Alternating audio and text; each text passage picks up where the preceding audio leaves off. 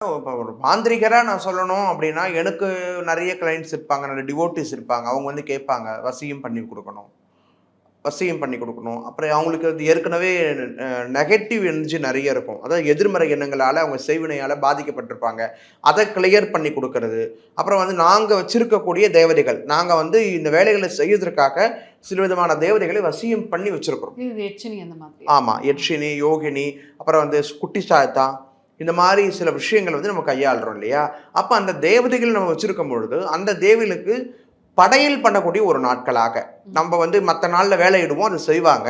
அப்ப அவங்களுக்கு அந்த நாள் நம்ம பூஜை பண்ணி, அவங்கள திருப்திப்படணும். திருப்தி பண்ணணும். அப்படி பண்ணா தான், நம்மளுக்கு எந்த ஆபத்தும் இல்ல. அப்படி இல்ல அப்படின்னா, சரியான முறையில மாந்திரிகர் யாரா இருந்தாலும் அத கையாளல அப்படின்னா, கண்டிப்பா அதால அவங்களுக்கு மரணம் நிச்சயம். ஐயோ! நிச்சயம். ஏன்னா ரத்தம் குடித்து பழக்கப்பட்ட தேவதைகள் கண்டிப்பா நம்ம ரத்தத்தையும் ஒரு நாள் பார்க்கும். அத வந்து சரியான முறையில நம்ம பயன்படுத்தணும். அதுக்கு பூஜை பண்ணவும் தெரிஞ்சிருக்கணும். அரைகுறையா புக்ஸ்ல இருக்கு அப்படின்னு சொல்லிட்டு பண்றோம்னு வச்சுக்கோங்களேன், அது ரொம்ப பெரிய பிரச்சனைய கொண்டு வந்து விட்டுடும். நெறைய புத்தகங்கள்ல மறைக்கப்பட்டு அந்த புத்தகத்துக்கு சாபம் இருக்கும். ம். இப்போ ஒரு மாந்திரீக புத்தகம் இருக்கு, பழைய புத்தகம்னா அத எடுத்து நேரடியா படிச்சு பண்ணிட முடியாது. இத எவன் படிக்கிறானோ அவனுக்கு எந்த கலையும் வரக்கூடாதுன்னு சாபம் குடுத்து தான் அந்த புக்ல அவர் எழுதியிருப்பாரு.